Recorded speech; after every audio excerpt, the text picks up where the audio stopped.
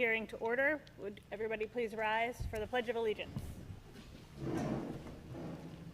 I pledge allegiance to the flag of the United States of America and to the republic for which it stands, one nation, under God, indivisible, with liberty and justice for all. Thank you. We'll start by turning things over to Matt and for the budget presentation. Great. Thanks, Michelle. Welcome, everyone. I'm going to be brief tonight. I'm going to buzz through this presentation. This is a presentation that we've given multiple times this spring throughout the process. It's on our website. I want to leave some time for questions, if there's any questions related to the 26-27 adopted budget and leading up to the vote next week.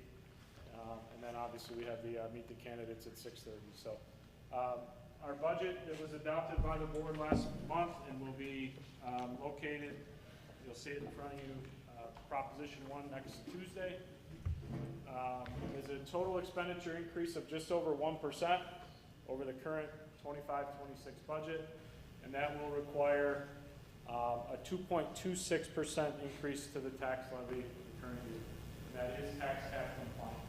So that was our calculated maximum allowable tax increase under the New York State tax cap. One of the questions that we fielded throughout this process is why an increase to the tax levy greater than the increase of spending? That's largely due to a reduction in other revenues. So since the expiration of COVID relief funds, we have dipped into our reserves, and you can see that we're slowly sort of weaning ourselves off of the use of those reserves before they become depleted. So we're reducing the amount of reserves that we're going to use next year by another $75,000 as we have the last 2 years.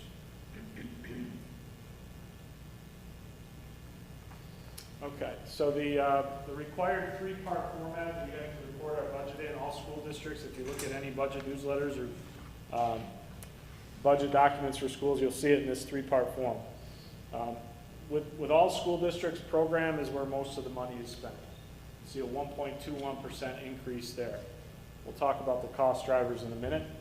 Administration, you'll see a significant increase as a percentage of 5.67%. It's not just administrators and the administrative cabinet, so to speak, and administrative personnel.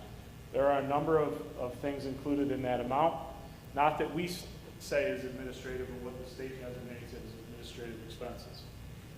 All costs associated with the Board of Ed, district meetings, central admin, tax collector, BOCES, policy and personnel, district legal fees, audit fees, and so forth. And then lastly, the capital portion you'll see is decreasing slightly. That's because of a reduction in debt service. This year we converted short-term financing to long-term borrowing for our most recent capital project, and the interest rate that we ended up converting to was less than what was originally estimated, so we have a little bit of savings there, and that's why that allowable increase of 2.26 was also lower. So again, 1.05% increase on the budget and a tax levy increase of 2.25%.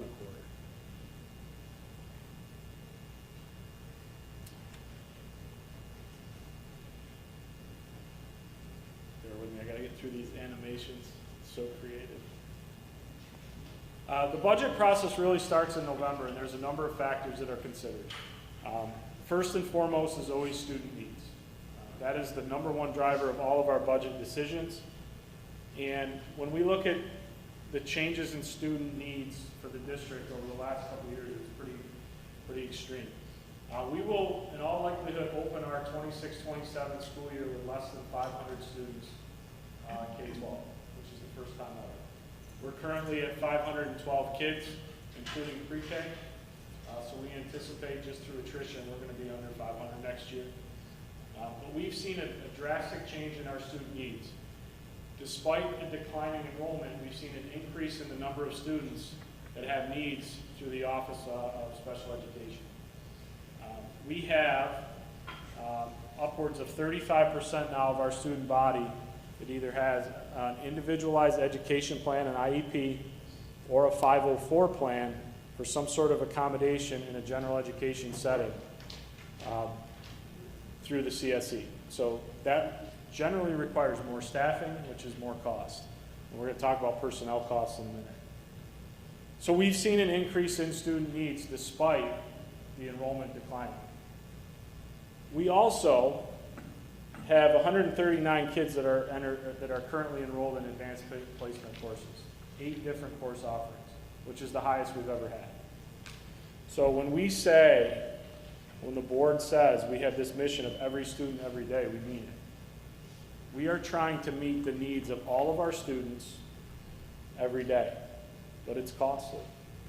And when we look at that, we look at this wide range of needs, and we've been very successful in continuing to meet those needs. I talked about the cost of personnel, wages and benefits. It's the #1 cost driver, not just for schools, not just for HCS, but all schools, and not just schools, all businesses right now. This is sort of the year of health insurance. We've seen significant increases in health insurance premiums. Thankful for us, we're part of a consortium with a number of other school districts and BOCES. So we're able to really pool our risk and share our risk with other districts. So we're able to avoid big fluctuations in premium increases. But even with being in a consortium, the trends on those health insurance costs are double digits, and we had a 7% increase in premium this year.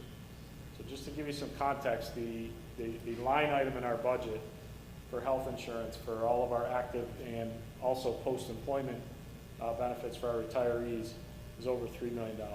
So for every 1%, you're talking over $30,000 increase in expense. So like all school districts, 70% of our total expenditures are personnel. Operating costs, like everything, grocery store, gas pump, utilities, we face the same challenges. Frankly, there's some uncertainty where we're going to be next year. It's very difficult to budget 6 to 18 months ahead, trying to predict what those costs are going to be. Certainly not trending in the right direction. I believe through February of this year, our utility costs were 23% higher than they were the prior year. Yes, it was a colder winter, but we know what the trend has been with utility costs. On the other side of the budget, the revenue side, we talk our main funding source is our tax levy. As of right now, I believe we still don't have a state budget. I think we're getting close. We're hearing rumblings that we're getting close. But frankly, I don't think it's going to have a big impact on what's being called for funding for public education, certainly not for HCS. So we have budgeted a 2% increase in foundation aid, which is what both of the One House proposals have called for. The executive proposal in January would see us receiving 1% increase. That's 1% of foundation aid for us is about $39,000. There's other initiatives that are being talked about in relation to public schools, but really none that will have a direct impact on the 26-27 budget and the budget that was adopted. So a couple of those are our universal pre-K mandate, which is coming probably in the 28-29 school year, and then the thing that either nobody wants to talk about or everybody wants to talk about, electric buses, but we're not going to talk about that now. But we're hearing rumblings that's going to be pushed off 5 years, but nothing officially yet. So again, when you look at us as a district, particularly in this region, we're a bit of an anomaly. We're roughly 2/3 of our budget is funded by the tax levy, 1/3 by state aid. Most of our neighbors are the inverse of that. 1/3 of their budget is funded by the tax levy, and 2/3 of it is funded through foundation aid. We are now in the 15th year of the state tax cap. It's hard to believe it's been that long. So in essence, we do have a limited ability to tax. We've had 2 years out of those 15 years that we've had an override. The first one was a bit of an anomaly. Our allowable tax levy increase was actually negative. We went out with a small increase, and then last year we had an increase that exceeded our calculated tax levy limit. If you look at the budget, foundation aid, and the tax levy in the tax cap era, you can see that the average annual increase in spending has been about 2.5%. The average annual increase in our foundation aid, operating aid that we receive from New York State has only been 1.7%. So there has been more of a burden on the tax levy here for us to continue to do what we do. And you can see that our annual average tax levy increase during that time is 3.22%. And really that's due to a multitude of factors that we discuss at length at a lot of our budget meetings. We have real good discussions about this, but declining enrollment, increased wealth are the two biggest contributing factors. So it does place an additional burden on the tax levy because of those factors specific to Hamilton. So we talk about personnel. When we start this budget process, we talk about students right from the get-go. It's very important for us, anytime we have an opportunity to look at staffing, when we have an opportunity to look at attrition, when we have people leaving the district, we always clear the slate and we look at to see if there's ways that we can do things differently. We have 4 people that are leaving us this year. 1 support staff and 3 instructional positions. 2 of those 3 instructional positions will not be replaced. We'll eliminate those positions through attrition, giving us considerable savings. We will be doing things differently. We'll be utilizing existing staff in other roles to make sure we, as we said before, meet the needs of all of our students, every day. Our support staff position was an easy one. We have a student with special needs that's graduating. So we have a support staff person who's retiring. We can slide the person that was with that student with special needs into the vacancy that's created and eliminate one of those positions. So unfortunately, with all these other cost factors, all these other things putting a strain on the budget, whenever we have a chance to look at opportunities through attrition, we have to take advantage of that. And we were fortunate this year. Not every vacancy is unique. All of our teachers possess different skills. Bless you. We were fortunate this year that with those people that were leaving us, coupled with the skill sets of the people that are here, we were able to shift people around to meet all those needs. You want to talk a little bit about the programs, or you want to kind of zip through? So one of the things that we have a secondary ELA teacher, an English teacher that's retiring. We have an existing staff member that's duly certified in art and ELA. It'll be taking on ELA courses, shifting of a couple other electives that we'll still be able to offer with different people teaching those electives. The big one and probably the toughest one that we had this year is our SEL coordinator position. This is a position that was added, fortunately for us, by using COVID relief funds post-pandemic. This is a person that took on this role and has been very successful and has done a lot of good things for our kids, but has helped us in transitioning and sort of paving the way of how we can continue to offer those services without her here next year. So while we will not have an SEL coordinator in that position, we will still have an SEL room and we'll still offer those services by other people in the building. So we're pretty confident that we're going to be able to continue to meet those needs. And then as I mentioned, we have a support staff member that, based on a student with needs that's graduating and won't be here next year, we're able to shuffle those around. So we have 3 full-time equivalents that we will not be replacing through attrition that offers us a considerable savings. And I talked about this. This is just a more graphic version of that. What I'd like to do at this time, in the interest of time, I want to make sure we, the last one? Is that it? Yeah.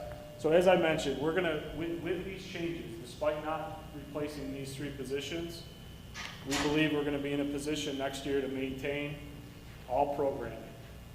So we're not going to reduce any of our course offerings in the secondary. We also are confident that we're going to meet the needs of all our students through the CSE and through the SEL, coordinating with other resources. We're fortunate now we have resources available to us through Madison County, and also utilizing the different resources within the building. And then from a fiscal side of things, which is my wheelhouse, again, because of 70% of the budget being tied up in personnel, that is really the opportunity for us to save, to recognize considerable savings and efficiencies. And we'll be in the same boat next year. And again, this is sort of the new norm. And not every vacancy is the same. We really have to look at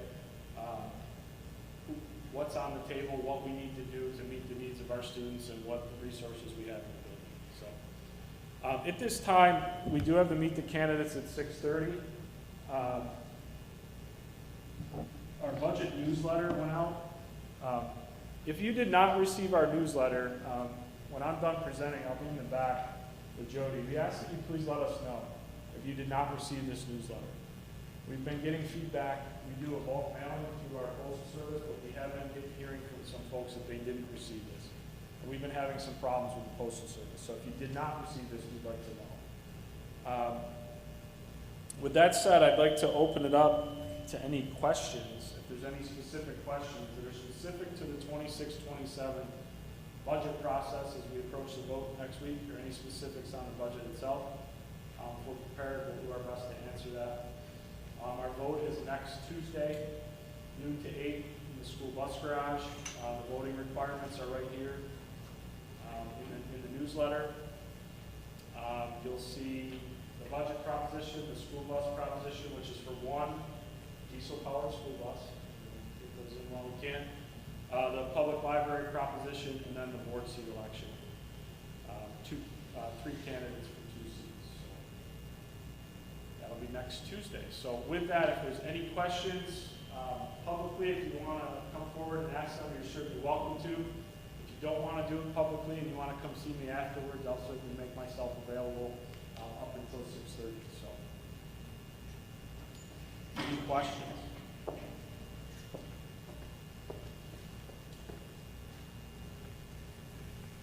Nothing? Great. Thank you all for coming, and again, I'll make myself available in the back when the board is through. Thank you. So at this time, I need a motion to adjourn this meeting. Second? All those in favor? Aye. And because of timing, there is a 13-minute gap between now and the candidates, meet the candidates part. So please just mingle amongst yourselves, and we'll get started as we can. Thank you.